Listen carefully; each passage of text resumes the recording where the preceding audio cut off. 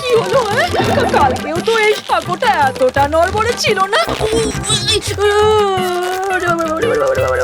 ও মা গো, ঠাকুর ঠাকুর ঠাকুর ঠাকুর, রক্ষী করো আমাকে, রক্ষী করো, রক্ষী করো।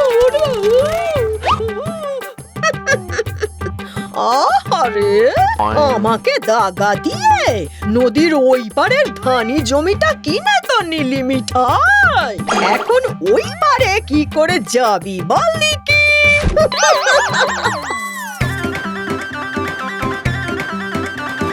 এইবার বন্ডাকে জব্দ করার মজা বোঝ।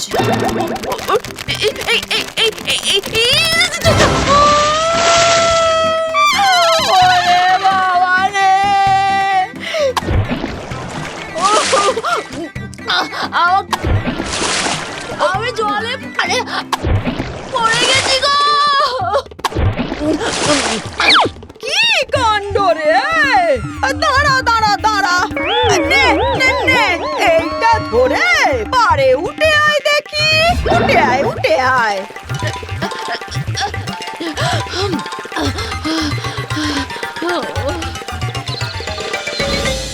একই রে মিঠাই, তুই আবার জলে পড়ে গেলি কি করে? এই দুর্বল সাঁকোর জন্য এমন নড়বড়ে সাঁকো দিয়ে কি আর নদী পারাপার করা যায়?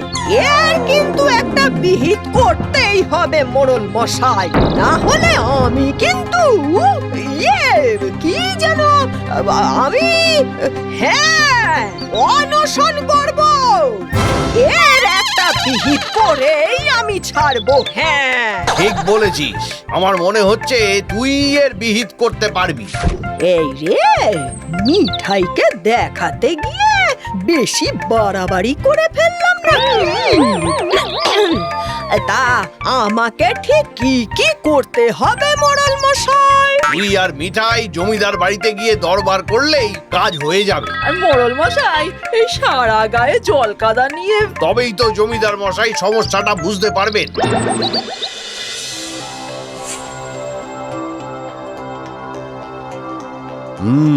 বুঝলাম, কিন্তু সমস্যাটা হলো এই যে নদীর একদিকটা আমার হলেও অন্য দিকটা তো বোতল বাবুর জমিদারি।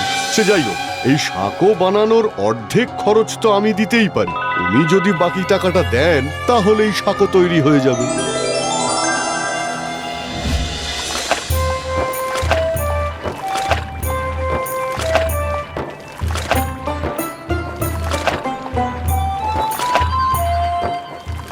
ও মাঝি দাদা, বলছি জমিদার বাড়িতে গেলে ওই বোতল বাবুকে পাবো তো? আরে পাবে না কেন? না মানে উনি তো জমিদার বাড়ির আশেপাশেই ঘুরঘুর করেন আর রাত হলেই ফিরে আসেন।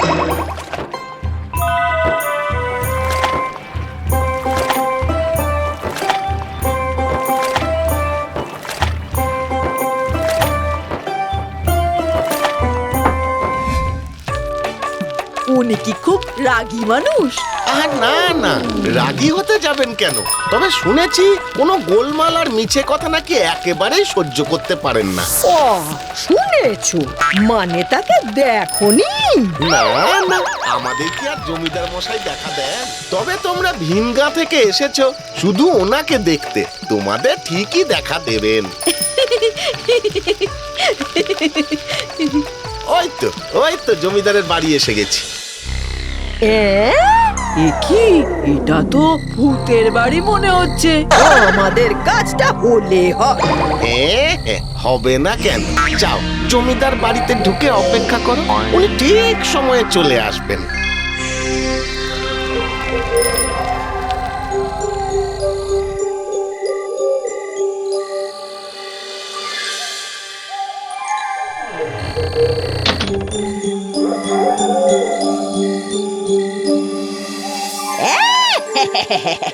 আমার তো বাবু মনে হচ্ছে এই বোতল বাবু একটা হারকে ফোন।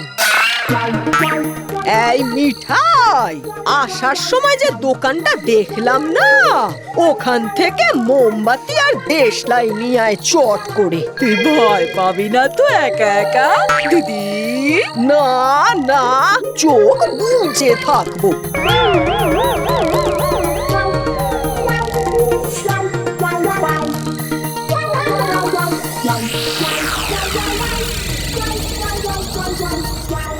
আরে হ্যাঁ হ্যাঁ, জমিদার বাবু ঠিক ফিরবেন। আসলে চারদিকের এত ঝামেলা তো, মারামারি আর মিথ্যে কথার ফুলঝুরি গো, সেই সব থামানোর কাজেই তো উনি ঘুরে ঘুরে বেড়ান। কিন্তু ওনাকে চিনবো কি করে? ওই রকম ভাঁটার মতো চোখ আর ঝাঁটার মতো গোঁপ দেখলে চিনতে পারার কোনো অসুবিধা হওয়ার কথা নয়। এই দাঁড়াও দাঁড়াও, এই নাও, এটা রাখো, কাজে লাগবে।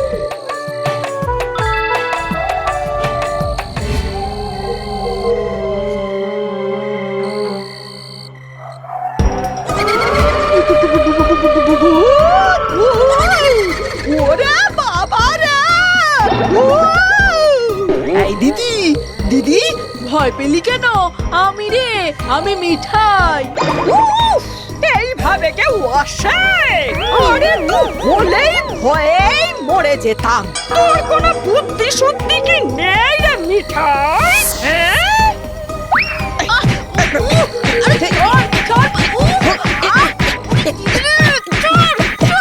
ছাড়বো?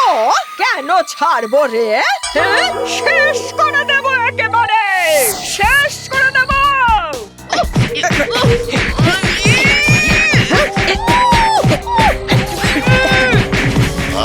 আমার বাড়িতে এসে কারা এত ঝামেলা করছিস রে? তুই বোনে চুলোচুলি করছিস?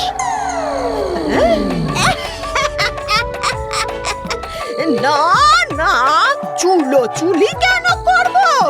মানে আচ্ছা দাদা, আপনি কি বলতে পারেন যে বোতল বাবু কোথায়? এই দিদি, আমার মনে হয় এই কথার সময় এত কথা বলিস না।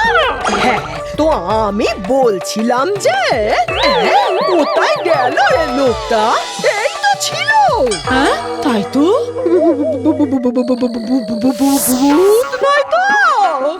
তুই না সেই তখন থেকে সে একই কথা বলে যাচ্ছিস। বলছি, ওই মুদির দোকানের লোকটা এই তেলটা দিয়ে বললো যে কাজে লাগবে। কেন বললো বল দেখি দিদি? রাখতো তোর তেলের কথা, রাত হয়ে যাচ্ছে, আমার খিদেও পাচ্ছে।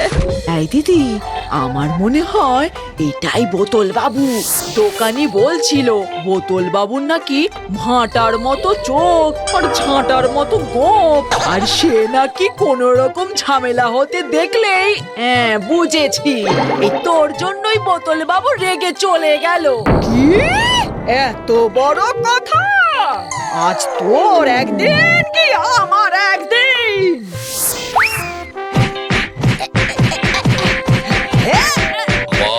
আবার ঝামেলা করছিস তুই। এইবার কিন্তু ঘাড় ধরে বের করে দেব। মানে না না না না, ও বোতল বাবু, আমরা তো আসলে ওই সাঁকো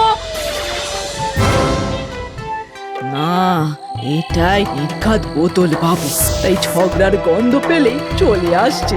কিন্তু আসল কথাটা তো বলা হলো না, কি করব এখন? তুই হলি সব নষ্টের গোড়া। তোর জন্য বোতল বাবু এসেও চলে গেল, তোর জন্য দিদি, তোর জন্য। আমি তাই? তোর এত বড় সাহস? তবে রে বেয়াদব বুড়ি, আমার বাড়িতে এসে ঝগড়া করছিস আর সমানে মিথ্যে বলে যাচ্ছিস। তোকে আমি আরে দিদি, সত্যি কথা না বললে নাকি খুব রেগে যায় বোতল বাবু। ওরে বাবা রে! হ্যাঁ, আমি সত্যি বলছি, আমি সব স্বীকার করছি। মিঠাইকে শায়েস্তা করতে আমি সাঁকোটা ভেঙে দিয়েছিলাম। আমি কথা দিচ্ছি, ওটা আমি নিজের টাকা দিয়ে সারিয়ে দেব।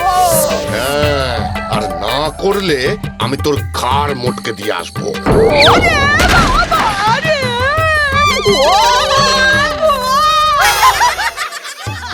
ওরে বাবা রে! আমার কোমরটা গেল রে!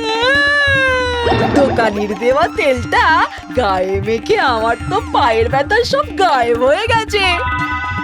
যদি কিছু তেল থাকে আমি তোর কোমরে তেল মালিশ করে দেব। তবে হ্যাঁ, তুই কিন্তু সাঁকোটা সারিয়ে দিস, না হলে আবার বোতল বাবুর ভূত চলে আসবে।